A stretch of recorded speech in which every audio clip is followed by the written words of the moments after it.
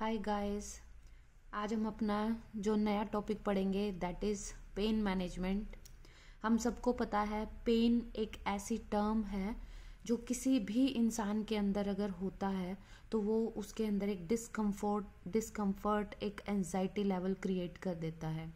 तो आज हम एक इम्पॉर्टेंट टॉपिक हम डिस्कस करने जा रहे हैं जो है पेन। एंड जो हम इसके बारे में पढ़ेंगे, इसकी मैनेजमेंट, इसकी नर्सिंग मैनेजमेंट एंड इसके बारे में पूरा हम समझने की कोशिश करेंगे। So what is pain? Pain is a general term that describes any kind of unpleasant or uncomfortable sensation in the body. So guys, हम इसको बिल्कुल सिंपल बनाते हुए हम इस चीज़ को समझते हैं कि पेन बेसिकली क्या है। जब भी हम अपनी बॉडी में एक अनकंफर्टेबल, एक अनप्लेजेंट सेंसेशन फील करते हैं अपनी बॉडी में, तो उसको हम जो है पेन बोलते हैं। So this was the definition. अब आते हैं हमारे types and causes of pain. Types and causes of pain जो हम साथ के साथ डिस्कस करेंगे।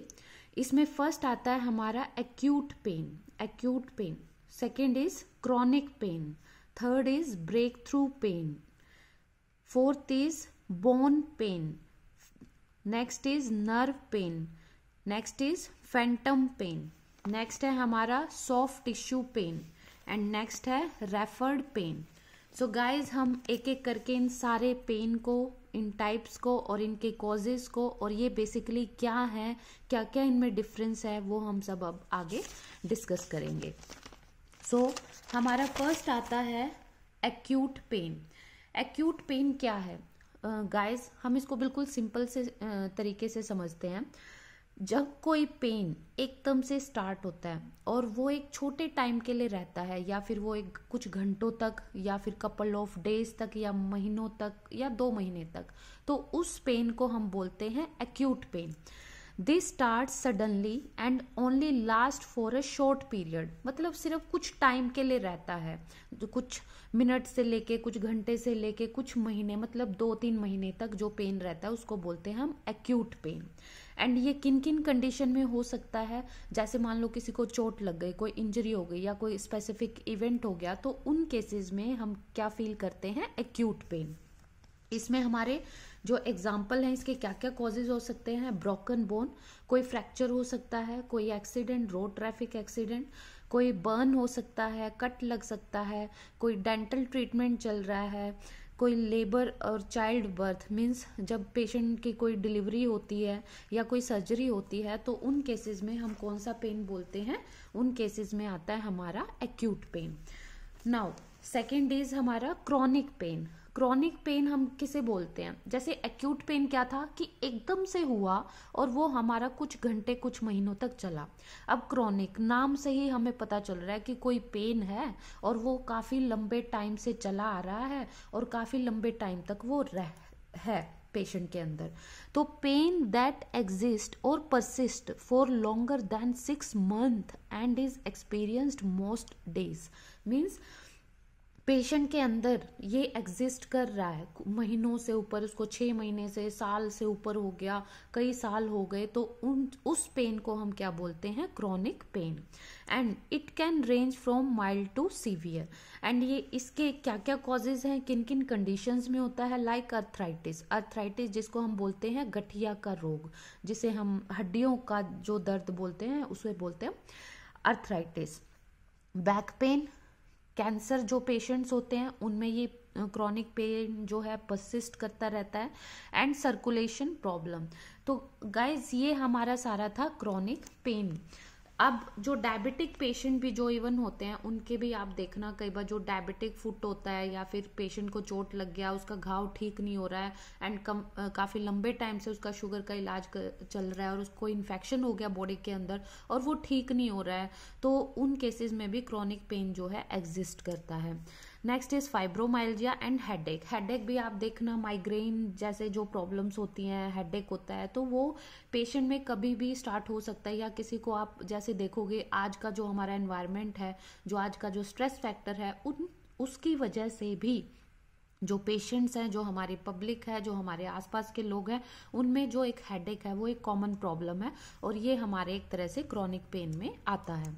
नेक्स्ट है हमारा breakthrough pain. Breakthrough pain क्या है?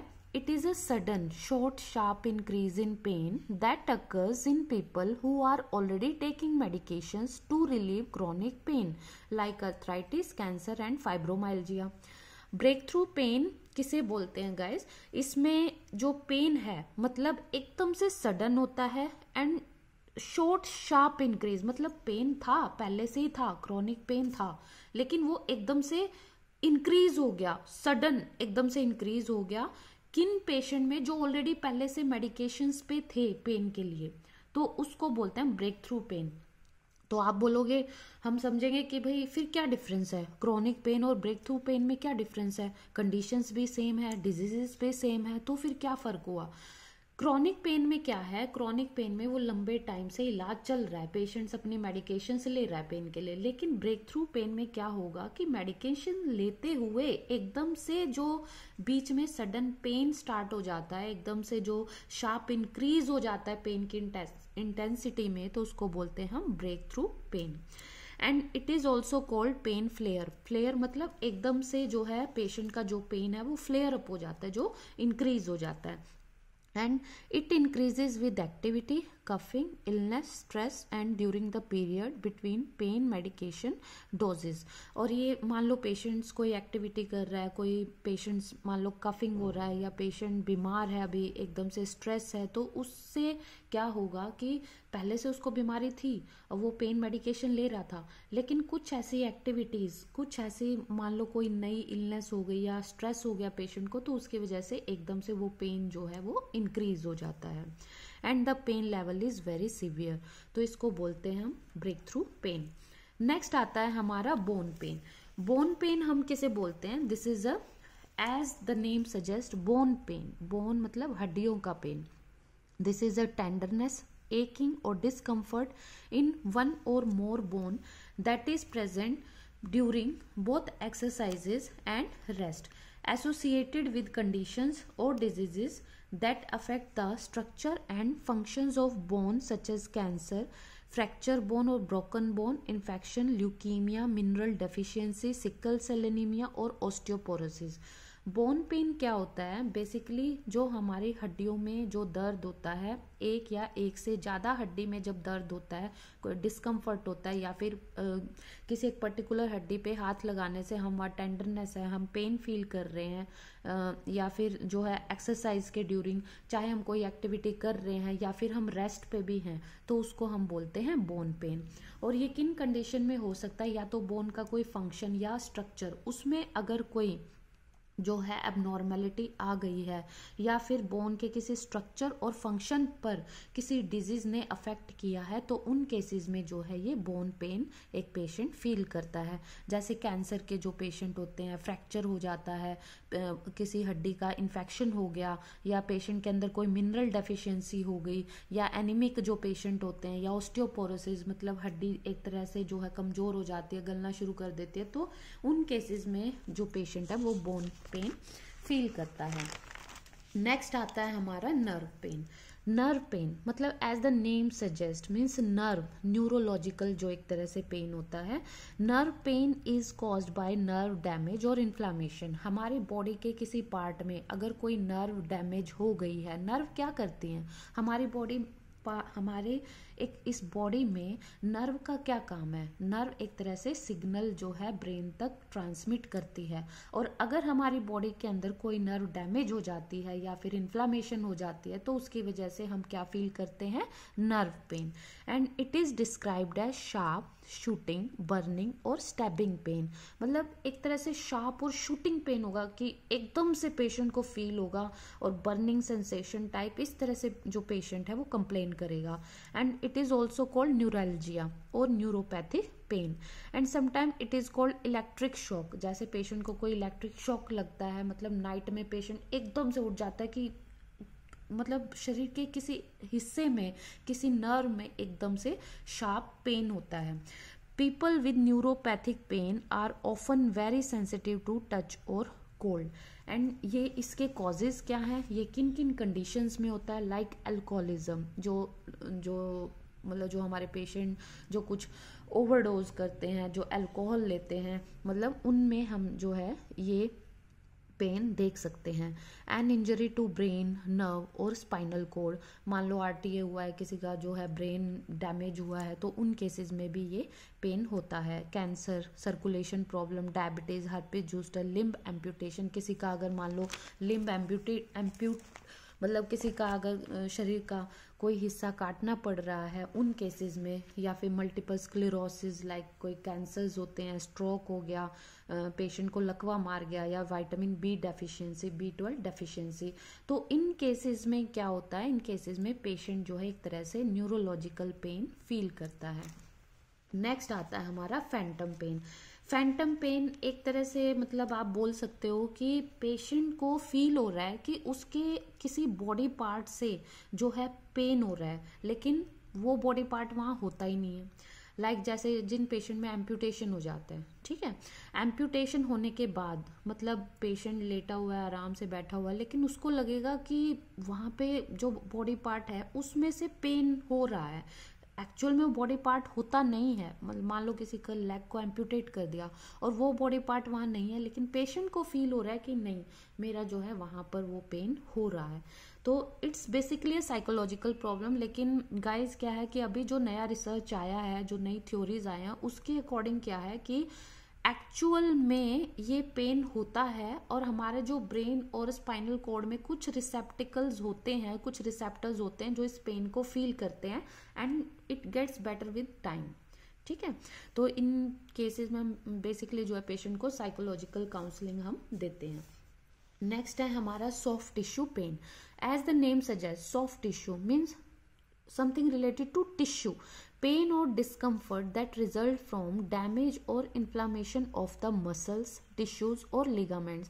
अगर हमारे बॉडी के मसल्स, टिश्यू या लिगामेंट्स, इन हिस्सों में कोई डैमेज हुआ है तो पेशेंट क्या फील करेगा, सॉफ्ट टिश्यू पेन। मतलब उसके टिश्यूज या मसल्स को कोई इंजरी हुई है, या लिगामेंट टीयर हुआ है, जैसे ACL टीयर हम बोलते हैं, या फिर जो है मतलब इसमें मसल्स में कोई इंजरी हुई है, तो उन केसेस में हम सॉफ्ट टिश्यू पेन फील करते हैं। लाइक एसोसिएटेड विद स्वेलिंग, किसी को मोच आ गई एकदम से, पैर ट्विस्ट कर गया भागते दौड़ते वक्त, तो वहां पे आप देखोगे आप स्वेलिंग हो जाती है, तो उस केसेस में क्या होता है, मसल टीयर, तो उनमें हम बोलते हैं सॉफ्ट टिश्यू पेन। तो इसके हमारे और भी कॉजेज हैं, लाइक नेक और बैक पेन। आप जैसे मतलब सर्वाइकल जो आप बोलोगे, स्पॉन्डिलोसिस जो आप बोलोगे, बेसिकली जो सर्वाइकल आप देखोगे गर्दन पे स्वेलिंग आ जाती है, फाइब्रोमाइल्जिया मतलब मसल्स में पेन होता है, शियाटिका के जो पेन होते हैं, बैक एक जिनको लंबे टाइम से बैक एक रहता है, स्पोर्ट्स इंजरी किसी को हो गई, या TMJ syndrome like temporomandibular joint syndrome, मतलब इसमें भी एक तरह से जो है जॉइंट में लिगामेंट और जो हमारा जॉइंट मसल्स में उसमें पेन होता है। तो this was all about the soft tissue pain. Next आता है हमारा रेफर्ड पेन। रेफर्ड पेन क्या है गाइस, इसमें मतलब पेन क्या है, हमें फील हो रहा है, और कैसा फील होगा कि हमें ऐसा लगेगा कि किसी एक हिस्से से पेन आ रहा है और वो जो है रेफर्ड हो रहा है, मतलब वो कहीं दूसरे हिस्से तक वो जा रहा है। तो pain that feels like it is coming from one particular location but is the result of any injury और inflammation in another structure or organ like heart attack, pain in felt in the neck, left shoulder and down the right arm। तो guys बिल्कुल simple सा है। Referred pen क्या है कि हम मान लो हमारी बॉडी के किसी ऑर्गन को डैमेज हुआ है, और उस डैमेज और इन्फ्लामेशन और इन्फेक्शन की वजह से हमारे शरीर के किसी दूसरे हिस्से में जो है पेन रेडिएट कर रहा है, तो उसको हम बोलते हैं रेफर्ड पेन। जैसे मान लो किसी के अगर मान लो हार्ट में ब्लॉकेज है, और हार्ट में ब्लॉकेज की वजह से पेशेंट को जो है हार्ट अटैक आता है, पेशेंट को चेस्ट पेन जो है फील होता है, एंड वो चेस्ट पेन वो पेशेंट के जो है लेफ्ट आर्म में रेडिएट करता है, जॉ में रेडिएट करता है, और जो हमारा लेफ्ट शोल्डर है बैक तक वो पेन जाता है। तो this is the one perfect example of the referred pain. An injury or inflammation of the pancreas is often felt as constant pain in the upper stomach area that radiates to the back। आप देखोगे जो pancreatitis के patient होंगे वो भी जो है continuous complain करेंगे कि हमारे जो है अपर स्टमक में इधर जो है पेन हो रहा है, और वो पीछे कमर की तरफ जा रहा है। तो ये भी एक एग्जाम्पल है हमारा रेफर्ड पेन का। और rupture spleen can cause pain in the shoulder blade. और इवन कई पेशेंट में जिनमें स्प्लीन रप्चर हो जाती है तो उन पेशेंट में भी पेशेंट कंप्लेन क्या करेगा कि उसके शोल्डर एरिया में जो है पेन हो रहा है या शार्प शूटिंग पेन हो रहा है। नाउ वाई रेफर्ड पेन अकर हैपन्स, ये बेसिकली क्यों होता है। अब हम बोलें कि भाई शरीर के एक ऑर्गन को जो है डैमेज है लेकिन हमें पेन कहीं और फील हो रहा है, तो ऐसा क्यों है। Because there is a network of interconnecting sensory nerves that supply many different tissues. तो हमारा जो एक बॉडी सिस्टम है, जो हमारी ह्यूमन बॉडी है, वो इस तरह से बनी हुई है, ये एक तरह से ऐसा नेटवर्क है। हमारी बहुत सारे जो सेंसरी नर्व्स हैं, जो हमारे जो पेन रिसेप्टिकल्स होते हैं, जो सेंसरी नर्व्स जो ब्रेन को इंफॉर्मेशन देती हैं, उनका नेटवर्क जो है ऐसा होता है कि वो कई डिफरेंट टिश्यूज को, मान लो एक सेम नर्व है और वो डिफरेंट टिश्यू की तरफ जो है सप्लाई हो रही है उसकी, तो जिसकी वजह से हमें जो है एक जो ऑर्गन अगर कोई अफेक्टेड है तो उसका पेन हमें शरीर के दूसरे हिस्से में फील होगा। Now what type of pain I have, तो हमने ये जो पीछे डिस्कस किया गाइस कि पेन के क्या डिफरेंट टाइप्स थी, acute pain, chronic pain, referred pain, bone pain, soft tissue pain, जो अलग अलग तरह के पेन थे और उनके क्या क्या कॉजेज थे, वो किन किन कंडीशंस में थे। अब अगर हम बात करें कि what type of pain I have, अगर हमारे पास कोई पेशेंट आ गया पेन के साथ, तो हमें मतलब कैसे पता चले कि पेशेंट को किस तरह का पेन है। तो हम जो है एक तरह से फेसिस पेन स्केल हम आगे मतलब इसको और थोड़ा डिटेल में भी करेंगे हम नर्सिंग मैनेजमेंट में। मतलब बेसिकली क्या है, हम एक स्केल होता है जिसको हम 0 से 10 तक हम ड्रॉ कर देते हैं, और इसमें हमारा बेसिकली 0 से 2 तक ये आता है हमारा वेरी माइल्ड पेन में, 3 और 4 में मीन्स समथिंग टॉलरेबल, 5 में वेरी डिस्ट्रेसिंग, और 6, 7 मतलब वेरी इंटेंस, मतलब यहाँ पेन थोड़ा सा सीवियर हो गया। एंड इन कंडीशंस में क्या है, यहाँ पे पेन बिल्कुल अनबियरेबल हो जाएगा। तो आप यहाँ पेशेंट का जो फेस है उसके अकॉर्डिंग आप पहचान सकते हैं कि पेशेंट को माइल्ड पेन हो रहा है, पेशेंट डिस्कम्फर्ट फील कर रहा है, या पेशेंट को बिल्कुल इंटेंस पेन है, या पेशेंट क्राई कर रहा है। तो उसके अकॉर्डिंग जो है आप पेशेंट में जो इंटेंसिटी है पेन की, जो सिवियरिटी है, वो आप फाइंड आउट कर सकते हैं। सो नेक्स्ट आता है हमारा मैनेजमेंट ऑफ पेन। अब तक हमने पढ़े कि पेन क्या था, मतलब एक अनयूजुअल सेंसेशन है बॉडी के अंदर, उसकी टाइप्स क्या है, उसके कॉजेज क्या है। अब आता है हमारा जो मेन पार्ट है, मेन रोल है, that is the management of pain. अब हम पेन को डिफरेंट जो है मेडिसिन वो दी जाती हैं हॉस्पिटल्स में। इवन ओवर द काउंटर जो ड्रग्स होते हैं वो, मतलब किसी को मान लो हेड एक हो रहा है, बैक एक हो रहा है, बॉडी एक हो रहा है, या स्टमक एक हो रहा है, या चेस्ट पेन हो रहा है, फ्रैक्चर हुआ है, या स्वेलिंग हो गया है, तो अलग अलग मेडिसिन जो है मार्केट में अवेलेबल हैं, और हम इनको डिफरेंट कैटेगरी में जो है डिवाइड करते हैं। फर्स्ट आते हैं हमारे नॉन ओपियोइड। ओपियोइड बेसिकली पहले हम मतलब समझते हैं ओपियोइड क्या है। ओपियोइड एक तरह का वो ग्रुप ऑफ मेडिसिन है जिसकी वजह से पेशेंट जो है एडिक्ट हो सकता है, पेशेंट जो है उस पर डिपेंडेंट हो सकता है। एंड नॉन ओपियोइड कौन से हैं, means medicine that is not similar to morphine and opioid but is not addictive. Means opioid एक तरह से वो ड्रग है, वो क्लासिफिकेशन है जिसमें पेशेंट थोड़ा स्लीपी फील करता है। और नॉन ओपियोइड कौन से हैं, जिसमें पेशेंट को एडिक्शन नहीं होती, जो सिंपल जो ड्रग्स होते हैं, ओवर द काउंटर जो ड्रग्स मार्केट में अवेलेबल होते हैं, लाइक एसिटामिनोफेन, नसेड्स और एस्पिरिन। ये जो ड्रग्स हैं ये होते हैं नॉन ओपियोइड्स। नेक्स्ट आते हैं हमारे weak opioids. Weak opioids medicine that is similar to morphine opioid but not is strong, example codeine और ट्रामेडोल।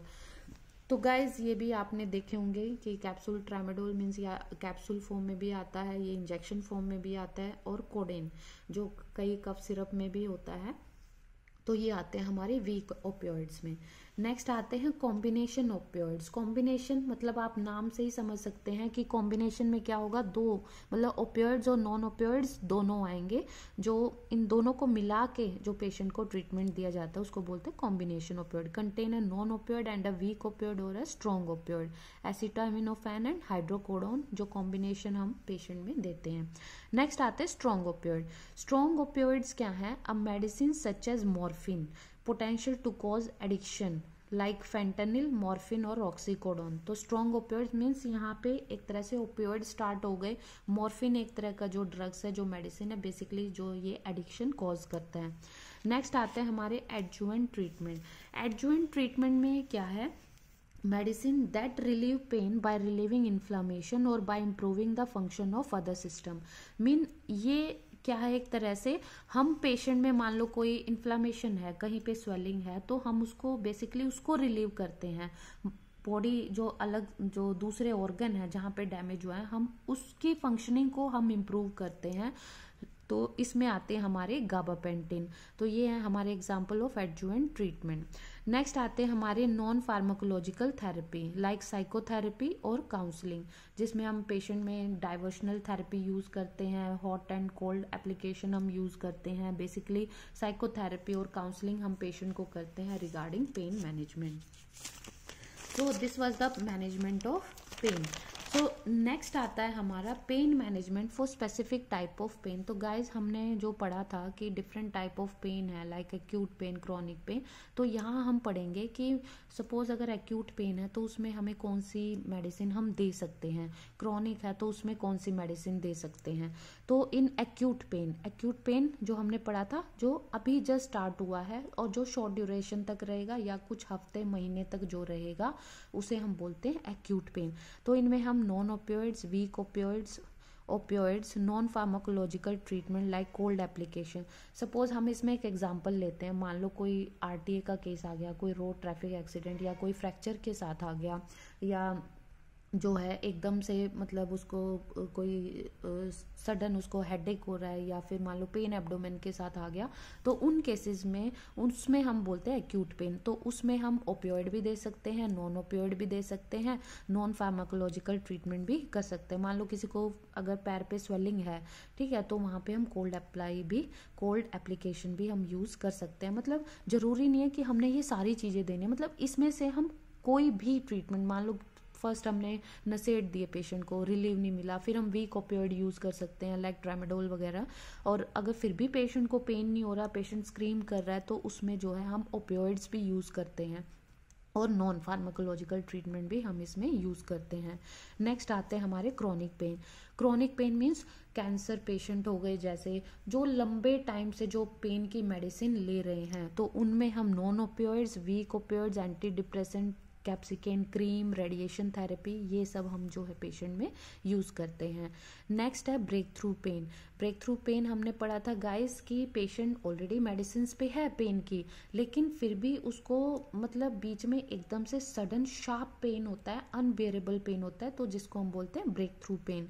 तो इसमें हम शॉर्ट एक्टिंग ओपियोइड यूज कर सकते हैं, non pharmacological treatment like acupuncture use करते हैं और रिलैक्सेशन टेक्निक्स भी यूज कर सकते हैं। नेक्स्ट आता है बोन पेन।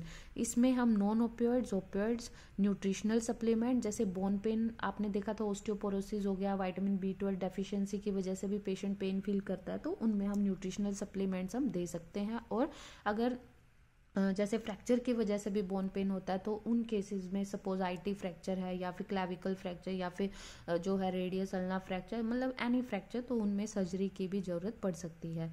नेक्स्ट है नर्व पेन में anti depressant, anti convergent and non pharmacological treatments are required. Next है फैंटम पेन। इनमें हम नॉन ओपियोइड्स पेशेंट को देते हैं, एंटी डिप्रेसेंट और एंटी कन्वर्जेंट्स का यूज करते हैं। नेक्स्ट आते हैं सॉफ्ट टिश्यू पेन में हमारे आ गए non opioids, corticosteroids, ice therapy और फिजियोथेरेपी जो हम यूज करते हैं। लाइक बैकएक है तो उसमें हम जो है फिजियोथेरेपी यूज करते हैं, हम उसमें मतलब आइस एप्लीकेशन यूज करते हैं। तो उन केसेस में आ गए हमारे सॉफ्ट टिश्यू पेन का मैनेजमेंट। नेक्स्ट आ गया रेफर्ड पेन में, जिसमें हमने पढ़ा था गाइस कि कोई ऑर्गन कोई डैमेज है, वहाँ इंजरी इन्फ्लामेशन है, लेकिन उसकी वजह से जो है बॉडी के दूसरे हिस्से में हमें पेन फील हो रहा है, तो उनमें हम क्या क्या यूज करते हैं, non opioids, cold warm compresses, non pharmacological treatment such as massage. Next आता है हमारा, अब हम पढ़ रहे हैं बार बार नॉन ओपियोइड्स, तो बेसिकली इनमें कौन कौन से ड्रग्स, कौन कौन सी मेडिसिन आती हैं। हम कुछ कॉमन मेडिसिन जो यूज होती हैं हम उनके नाम यहाँ पर पढ़ेंगे। लाइक नॉन ओपियोइड्स आपने देखा होगा acetaminophen, Brufen, naproxen, diclofenac, these are the example of non opioids. Next आते हैं हमारे वीक ओपियोइड, जिसमें आ गया कोडीन एंड ट्रामेडोल। नेक्स्ट है कॉम्बिनेशन। अब हमने पढ़ा था कि कॉम्बिनेशन ओपियोइड्स भी हम जो है देते हैं पेशेंट में, तो ये कॉम्बिनेशन के कौन कौन से हैं?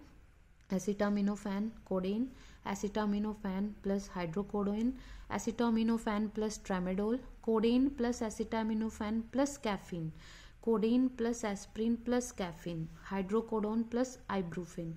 तो ये हमने रटने नहीं है, ये जस्ट हमने समझना है कि हमें नॉर्मली पता होना चाहिए कि जो हॉस्पिटल में जो यूज़ करते हैं ओपियोइड्स, नॉन ओपियोइड्स, और जो कॉमन ड्रग्स हम यूज़ करते हैं हॉस्पिटल में, तो उनके बारे में हमें जो है नॉलेज होनी चाहिए। ये आप जैसे जैसे आप क्लिनिकल में काम करेंगे, जैसे जैसे आप जो है डेली लाइफ में इन ड्रग्स का जो है पेशेंट के ऊपर यूज़ करेंगे, तो आप इन चीज़ों को अच्छे से समझ जाएंगे। नेक्स्ट आते हैं स्ट्रॉन्ग ओपियोइड। इसके एग्जांपल है फेंटानिल, ऑक्सीकोडोन, ऑक्सीमोरफोन, हाइड्रोकोडोन और मॉर्फिन। यूजुअली फेंटानिल पैच जो कैंसर पेशेंट्स होते हैं हम उनमें अप्लाई करते हैं। Morphine, hydrocodone, codeine, these are the example of the strong opioids.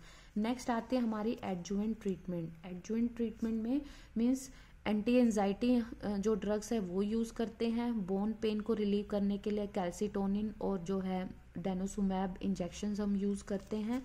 और बाउल रिलेटेड अगर किसी को पेन है तो उन केसेस में ग्लाइकोपाइरोलेट और octreotide supplements means octreotide injections हम यूज़ करते हैं।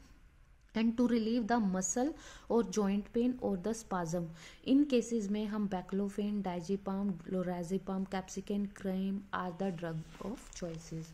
नेक्स्ट आता है हमारा widespread pain. Widespread pain, इसमें कॉर्टिकोस्टेरॉइड्स, लिडोकेन, प्राइलोकेन, ये हमारे एग्जाम्पल है वाइड स्प्रेड पेन में।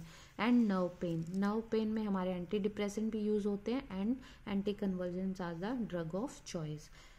अब आता है हमारा नेक्स्ट नॉन फार्माकोलॉजिकल ट्रीटमेंट। ये जो पीछे हमने पढ़े तो ये थे गाइस हमारे सारे फार्माकोलॉजिकल ट्रीटमेंट, हमारे अलग अलग जो ड्रग ऑफ चॉइसेस थी, जो कॉमन ड्रग्स हम हॉस्पिटल में यूज़ करते हैं।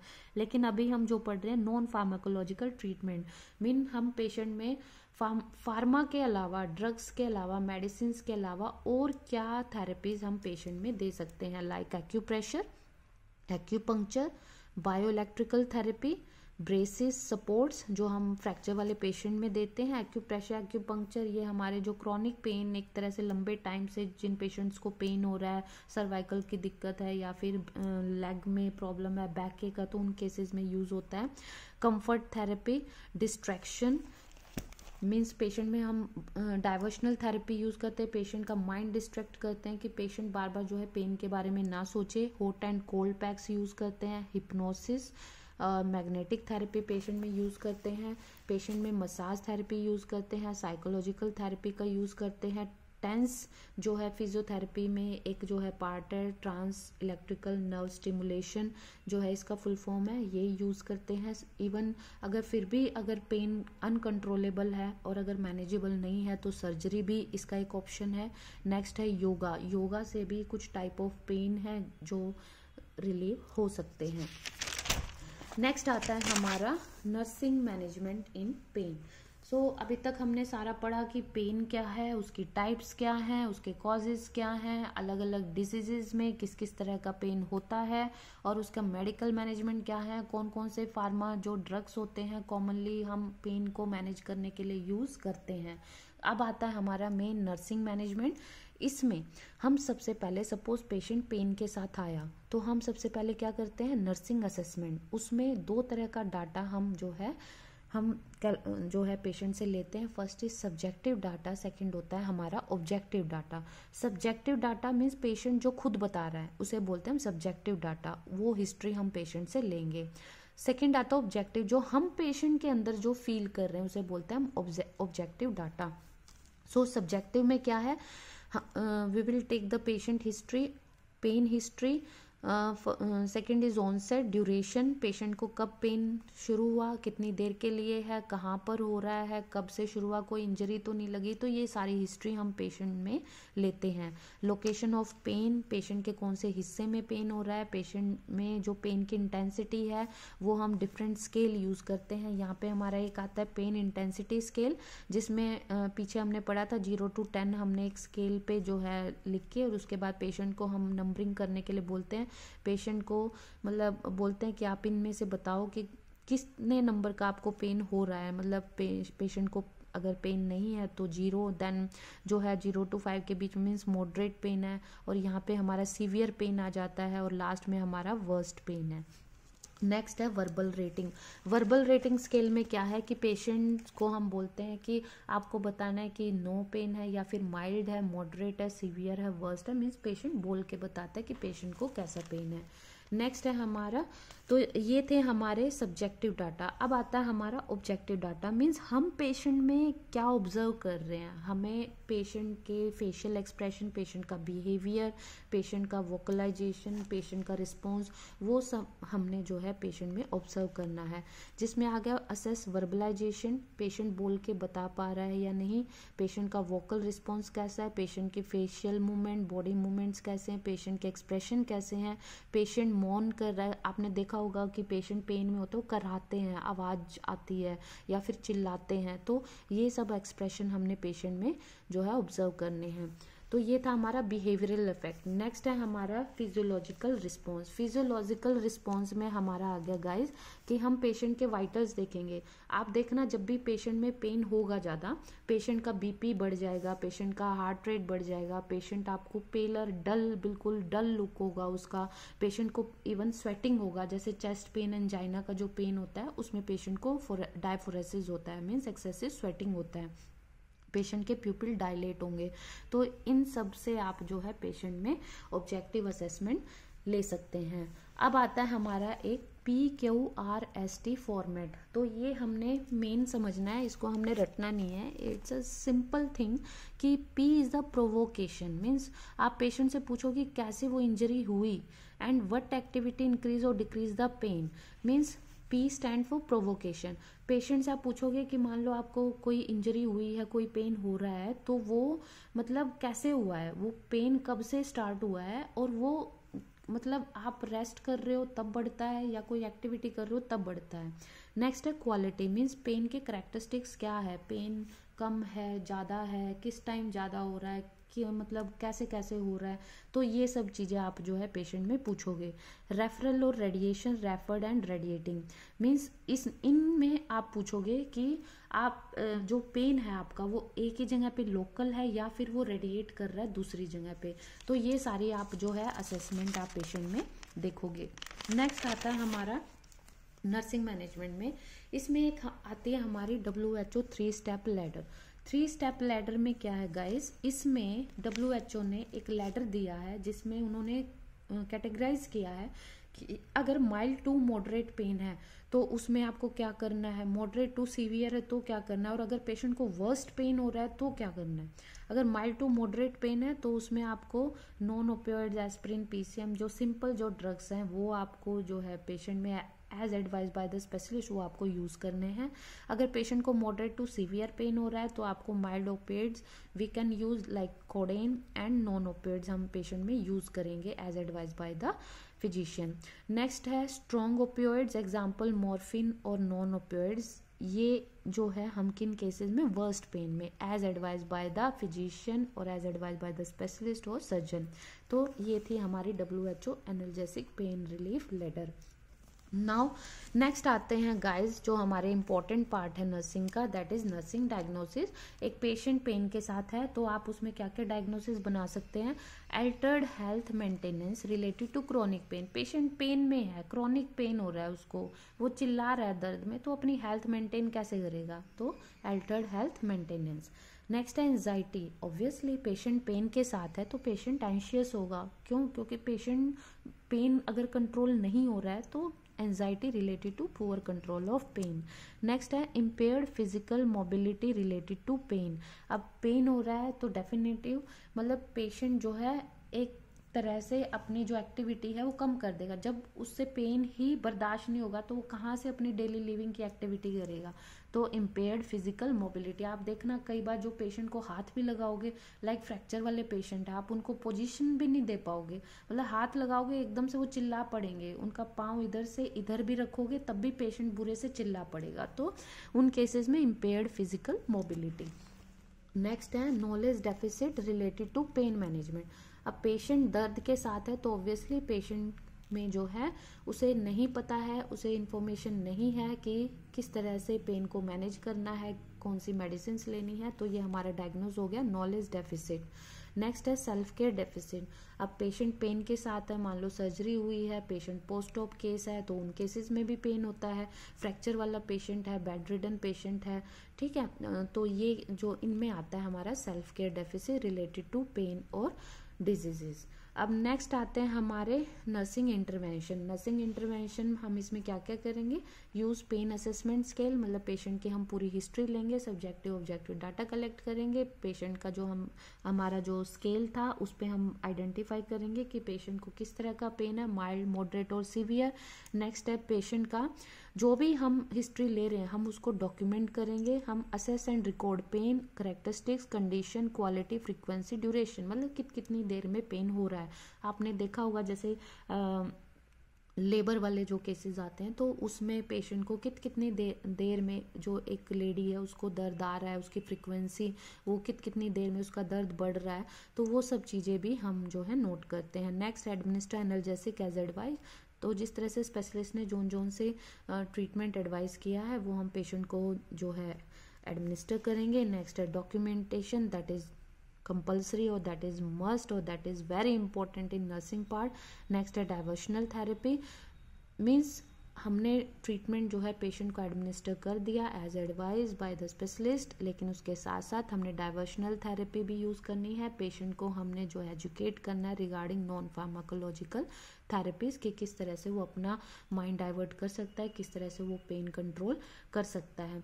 सो गाइज आज हमने सारा ये पेन मैनेजमेंट, पेन क्या है, उसके टाइप्स क्या है, कॉजेज क्या है, उसके मैनेजमेंट क्या है, मेडिकल एंड नर्सिंग मैनेजमेंट, इन सब के बारे में पढ़ा। आई होप आप सबको जो है ये इन्फॉर्मेशन आपको नॉलेजेबल लगेगी। एंड आप प्लीज़ कमेंट बॉक्स में, मेरी बार बार आप लोगों से एक हम्बल सी रिक्वेस्ट है गाइज कि कमेंट बॉक्स में प्लीज़ आप जो है अपनी एडवाइस, आप जो है आप लोगों के पास जो इन्फॉर्मेशन है वो शेयर कर सकते हैं।